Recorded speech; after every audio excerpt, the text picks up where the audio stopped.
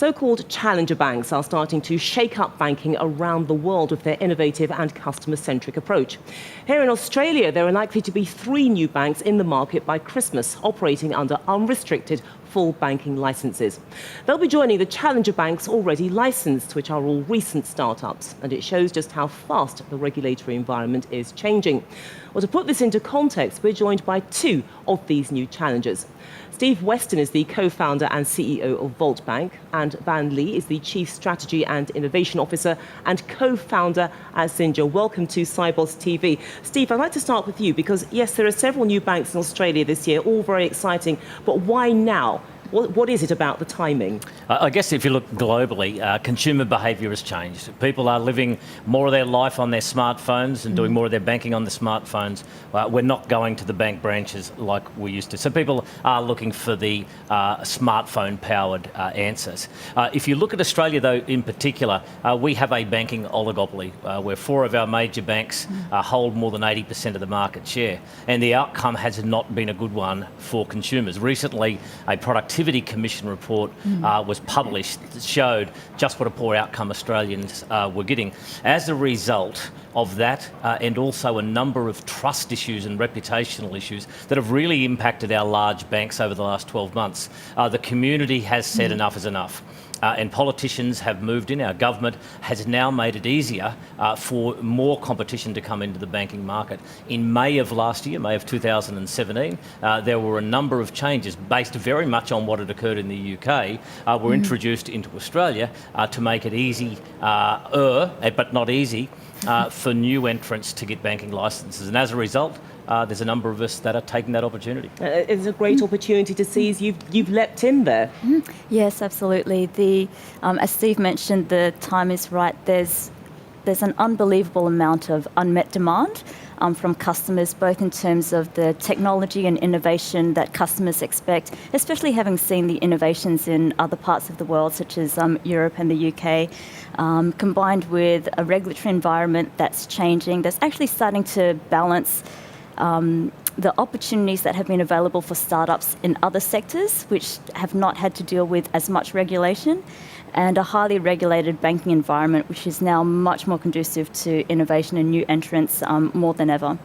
Why do you guys think that perhaps you are best positioned to meet this untapped demand? Because as you said, Steve, there is mistrust. This has been highlighted by various mistakes and, in fact, royal commissions, anger in the public. But, of course, it seems that for you guys, the red flag is the fact that you've got 4 banks who appear to have the monopoly. Yeah, I think it's all comes down to the people.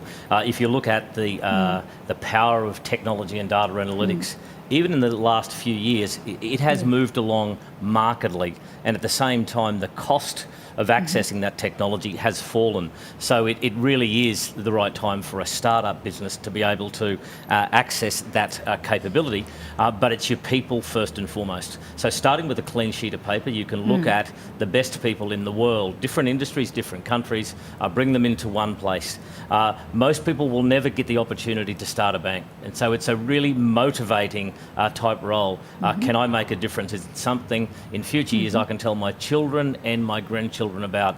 I was part of this movement that changed the way that banking was done, not just here in Australia, but globally. But getting the right talent into your organisation, creating an environment where these wonderfully talented people can do their best every day. It sounds very easy, Juliet, very difficult to do in practice. But do you think, that, Van Lee, that size perhaps gives you a bit of an advantage because these are smaller companies which are moving into territory that's been traditionally used by the big guys? So do you think that perhaps being small gives you some kind of agility? There's certainly an advantage in starting from a blank slate where you have no legacy technology, no legacy systems, but more importantly, no legacy silos, no sunk cost decisions that you need to validate for the next 20 years. There's no legacy culture, and I think most importantly, no legacy thinking. Exactly. So we can really challenge, why does it have to be this way? Why can't it be better? And our thinking can be much more broader than what's the best out of everything in the banking and financial services industry, and start to ask ourselves, what's the best we can do generally across all sectors? The way that customers are looking at this, it's not a matter of, what's the best of all my banking apps? They're asking, why can't my banking app be more like Uber or Airbnb or Amazon and all these other great brands that we love? So being small and having nothing to begin with gives you the opportunity to not be constrained by the way things have always been. But then you have, a different set of challenges, and it's very much about which challenge would you rather have: the difficulty of disrupting yourself when you're large and have been operating in this way for years, or the challenge of starting from scratch and having to prove every step along the way that this is something that's the right thing to do by your customers and your stakeholders. I think, you've just touched on something really profound, and that is banking has been done, retail banking has been done really the same way for 600 years, and that is, it has been competed on distribution. The more branches that you had, the more market share you had, and the more profitable you were. People are now living and banking on smartphones. They're not going to bank branches. So suddenly this competitive dynamic is being turned on its head, and distribution is becoming a commodity. We have the same access to customers as banks that have hundreds of branches. The competitive advantage of the future will be the product, and the product has long been a commodity. Everyone had deposit products and lending products, but they were similar, very similar.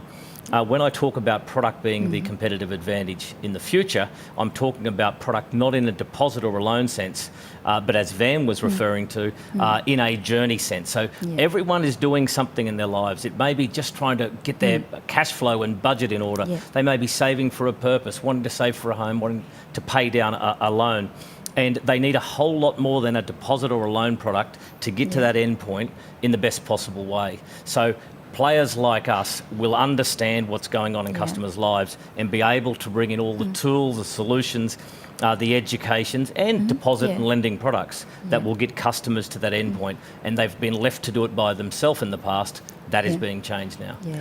I get what you guys are saying, but let me just be a devil's advocate for one moment, because there's a lot of talk about technology and how you guys are using that to really push your business models. That's fine. But isn't there a danger that some consumers get left behind? In other words, you're embracing the millennials, and then you'll have the digital refugees. And I put myself in that category as well, given my age, which I'm not prepared to reveal. But I mean, how can you be all-inclusive so that nobody gets left behind? Because the banks will say, well, this is where we have the advantage, that we can bring in everybody. It's interesting when, in some ways, in the conversations that we've had with many customers, they already feel like banking refugees, in that they've been left behind by their existing banks in terms of the relationships, the service, and the experience that they have. And so the refugee experience is not, I suppose, isolated to just technology refugees. A lot of mainstream customers already feel that they are refugees from a service perspective.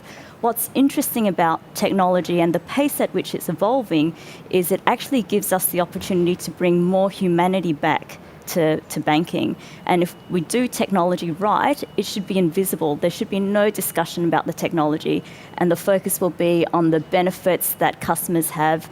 And it's about how we use that technology to actually be more inclusive. Things like being able to bank using your voice, or I recently discovered that there are these brain implants that now exist that can translate brain waves into data that drives robots. So you almost don't even need a device anymore. So this is how far technology can take us.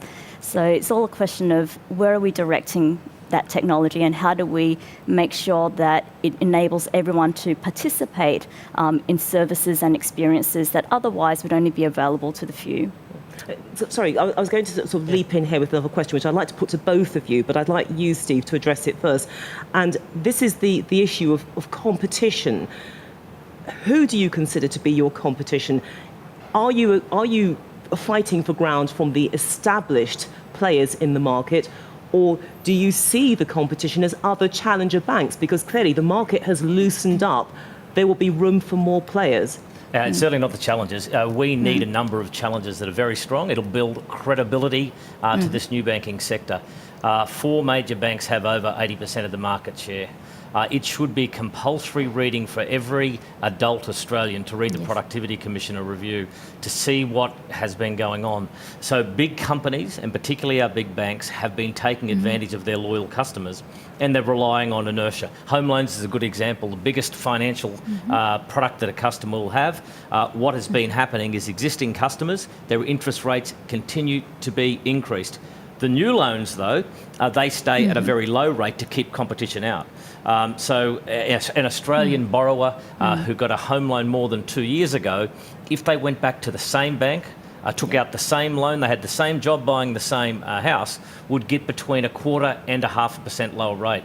So for your loyalty, you pay more. That stuff has to stop. So we aim to be shining the spotlight on that and saying, hold on, not only is that wrong, it's been hard to switch in the past. We'll open an account for you in 60 seconds. We'll let you transfer all your direct debit, standing order, bill payments instantly. So all that hassle that has stopped you moving in the past has gone. To refinance a home loan in Australia, if you can do it in 6 weeks, you're going pretty well. For a good chunk of the population, we'll do that in less than a week. So it's the new players that can come in and do things in a different way, using new technology in a very responsible way that will show that customers of the big banks are owed a better deal and they can get it. So competition is the big guys.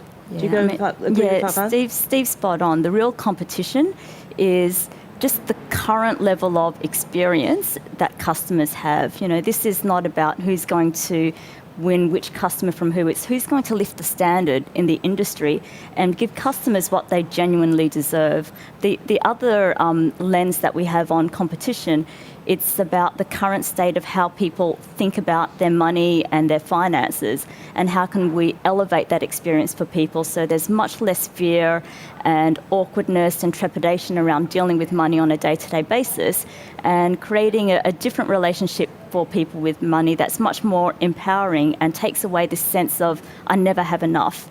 Banks used to be a place where the key role was about keeping people's money safe.